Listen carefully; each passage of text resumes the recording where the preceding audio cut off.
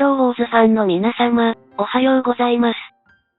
新ゲーム要素のクラッシュオブワールドが始まって2日目を迎えましたが、いかがお過ごしでしょうか？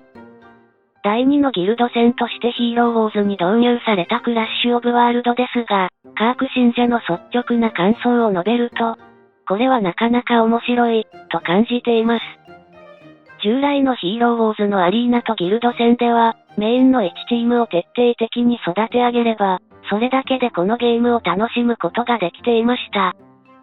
また、ペットアドベンチャーを攻略するにしても、バランスの良いチーム編成で戦えば、魔法攻撃と物理攻撃の敵に与えるダメージが 90% カットされる場所でも、一つのチーム編成で勝利することができます。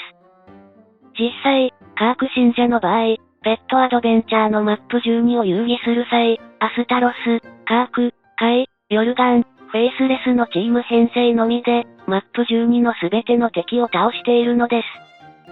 これらのことから、ヒーローウォーズにおけるヒーローの育成理論は、選択と集中が正解となります。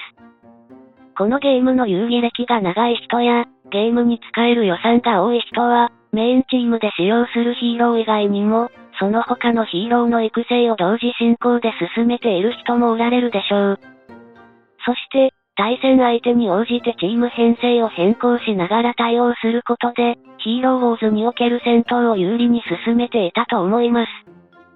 しかしながら、クラッシュオブワールドが第2のギルド戦としてヒーローウォーズに実装されたことで、今お話ししたヒーローの育成理論に若干の修正を加えなくてはならなくなったのです。新しいヒーローの育成理論について話をするよう。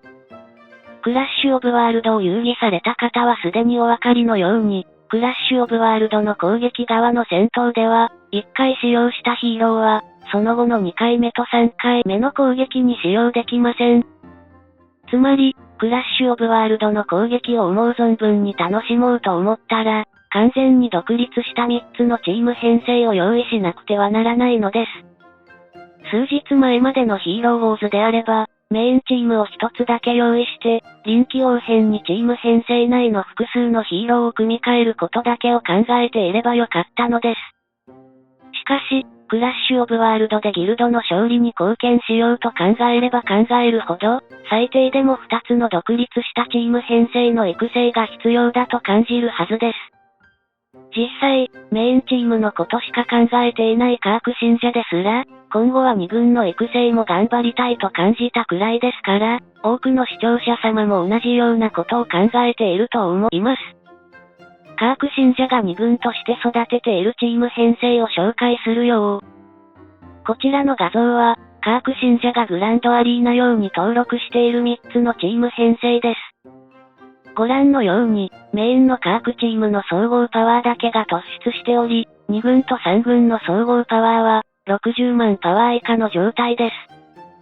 ここで重要なのは、2軍と3軍のチーム編成が、メインチームに対抗できるほどの強さがあるかどうかという点になります。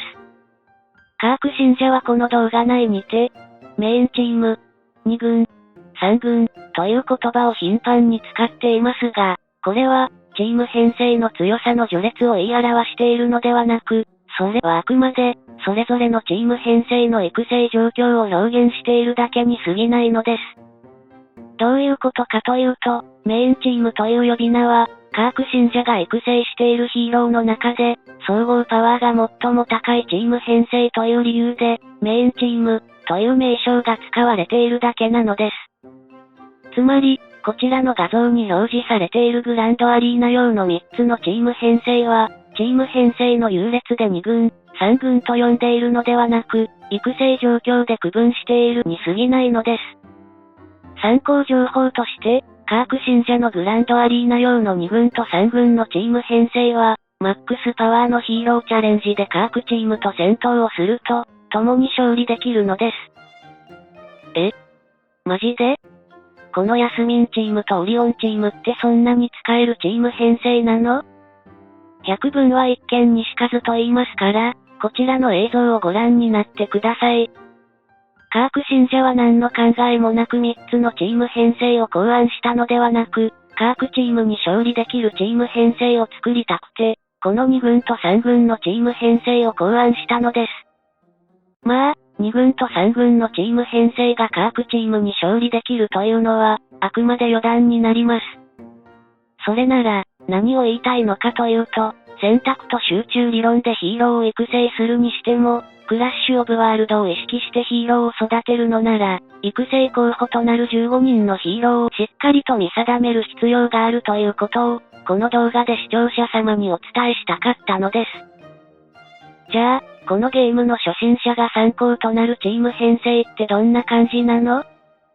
参考になるかわかりませんが、カープ信者のギルドメイトがクラッシュオブワールドの防衛用に登録しているチーム編成を、いくつかご紹介したいと思います。こちらのチーム編成を参考にされたい方は、ぜひ、動画再生を一時停止してメモを取るか、画面のスクリーンキャプチャーを取ってください。最近のヒーローウォーズでは、運営さんがより多くのヒーローをゲームユーザーに使用してもらおうと、色々と知恵を絞っています。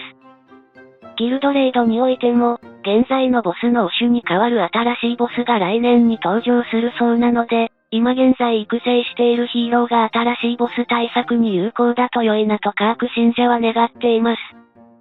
できることなら、新しいギルドレイドのボス戦にて、カープが活躍できれば最高なんですけどね。それでは、今回も動画を最後までご視聴していただき、ありがとうございました。また次回の動画でお会いしましょう。